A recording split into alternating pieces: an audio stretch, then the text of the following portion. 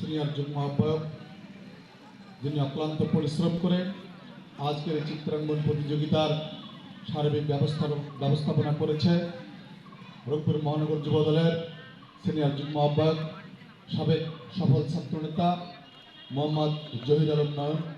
উপস্থিত আছেন রংপুর মহানগর যুব দলের যুগ্ম আহ্বায়ক, সাবেক ছাত্রনেতা রফিকুল ইসলাম মিঠু সহ উপস্থিত আছেন রংপুর মহানগর যুব দলের নেতৃবৃন্দ, বিভিন্ন ওয়ার্ড থেকে আগত নেতৃবৃন্দ।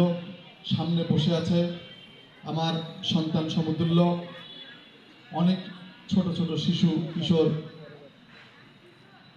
এবং তাদের গার্ডিয়ানরা, এবং যিনি আজকের এই চিত্রাঙ্গন প্রতিযোগিতার রূপ ধারণ করেছেন আমাদের এই চিত্রাঙ্গন প্রতিযোগিতার শিক্ষক শ্রদ্ধাভাজন জাফর ভাই সহ সকলকে জানাচ্ছি আমার প্রাণপ্রিয় সংগঠন বাংলাদেশের জাতীয়তাবাদী যুব দল রংপুর মহানগরের পক্ষ থেকে সংগ্রামী শুভেচ্ছা অভিনন্দন। শ্রদ্ধেয় অভিভাবক বৃন্দ, আপনাদের ধৈর্যচ্যুতি মোটেও ঘটাবো না।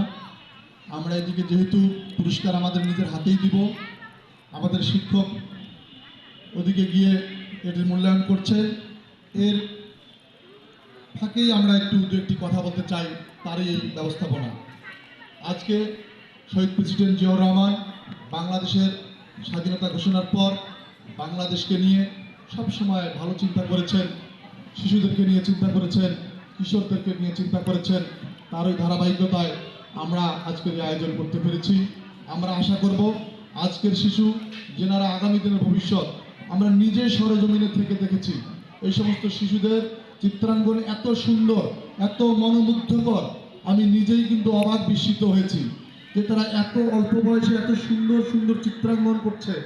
তারা এত মনোযোগ দিয়ে, তারা নিখুঁতভাবে তারা চেষ্টা করেছে একটি তাদের মনের কল্পনা তাদের চিত্রাঙ্গনে প্রস্ফুটিত করার জন্য।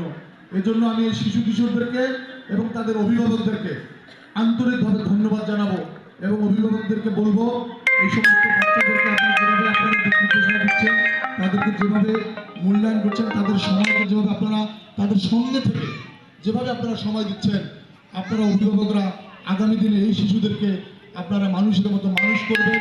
বাংলাদেশের